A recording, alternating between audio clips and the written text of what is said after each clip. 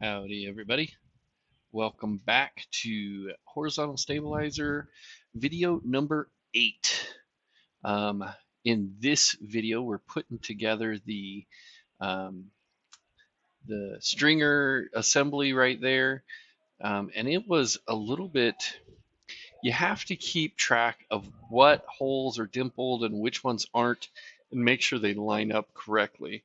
Um, and then I should have had an inkling of what it was going to be like to try, because trying to get the regular 3-inch yoke to get the holes, the or not dimples, the rivets all riveted on that particular piece. It took some doing. You kind of had to move it around and do it on the side and kind of mess with it a little bit and bend some stuff out of the way. And I should have thought, hey, it shouldn't be this difficult. But for some reason, I didn't. I just kept going along with it. I don't know why, but I did. We did get the stringer assembly together, and it looked really good. But I do have another video that I'll share with you in a little while of me replacing pieces of that stringer assembly. It took me like 6 hours to fix the mistake that I made. And I'll kind of point out my mistake just so you guys don't make that um, error. um, but it was a lot of work to fix one problem, and man, thankfully the piece to replace was only like $6.70 from Vans plus 5 or 6 or 7 bucks for shipping. But it was a $20 mistake, but it was like a 6 or 7 hour to fix mistake. So here's the stringer. I'm going to show you real quick in the instructions. I'll bring up a page here. Um, the very first step says orient the spar with the stringer assembly.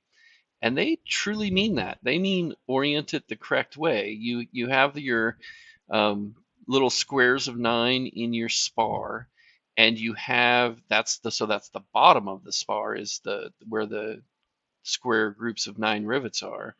And then you have on your stringer assembly, you have on those ribs holes that are not dimpled, making them the top of the stringer assembly.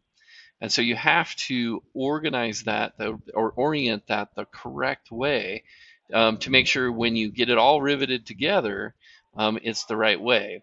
Now, as you see right here, this is the wrong way.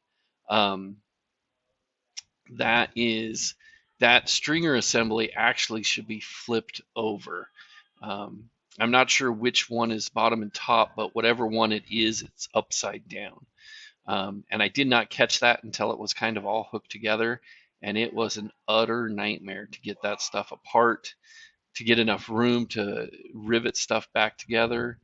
So it was ugly. So that was a mistake. Don't do that. So make sure it's oriented right, so you don't have to take that all apart and flip stuff around.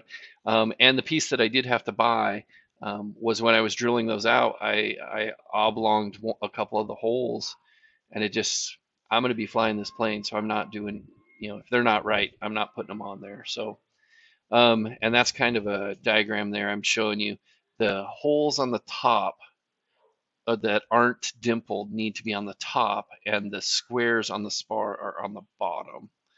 So make sure you do that. I mean, you'll notice we're kind of struggling to get those ribs in, and the reason why is because I didn't have the right tool.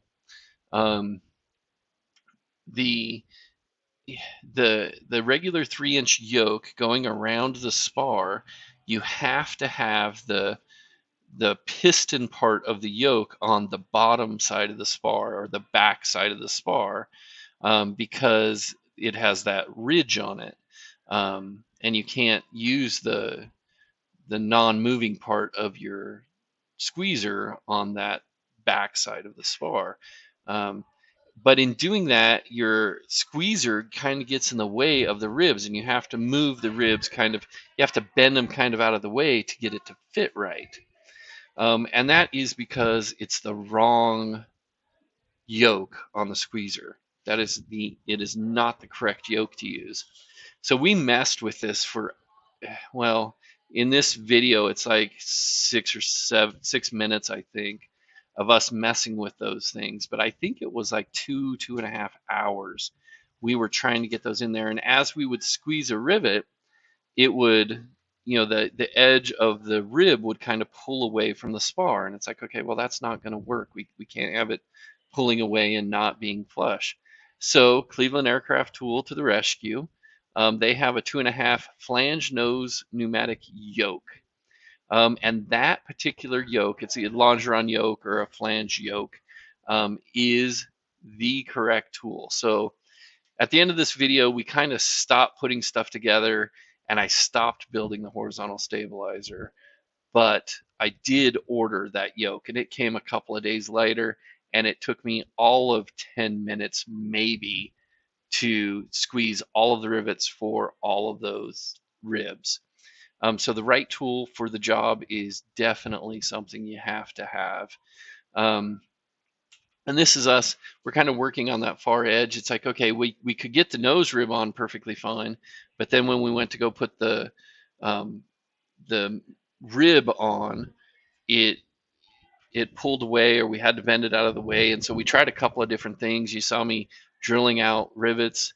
Thankfully, we drilled them out good enough that we didn't mess up any holes. But at some point, I don't think I have it on camera, the one of those parts of the stringer assembly, when I drilled it out, the hole was just bad, and then another one on the same rib was just really bad, and I was like, nope, I'm not gonna put my life on the line for a $7 piece of aluminum. We'll go get the right one. Oh, there's management, and my wife brought me M&Ms because you always have to have sustenance. It keeps you working well. And so the rest of this video is us just trying to figure out how can we get that in there. I didn't really want to spend another, what is $165, $175. Oh, there's management again. Ooh, and she's staying out there. Uh-oh. She is letting us know that we are slacking. And she's going to sit there and make sure that we get stuff done. So here we go. And that's us finally deciding, you know what, we're going to get the right tool for the job. And there's management. They're actually putting up chairs to make sure we make the right decisions and the best decisions. But that's pretty much it for this video. A lot of lessons learned.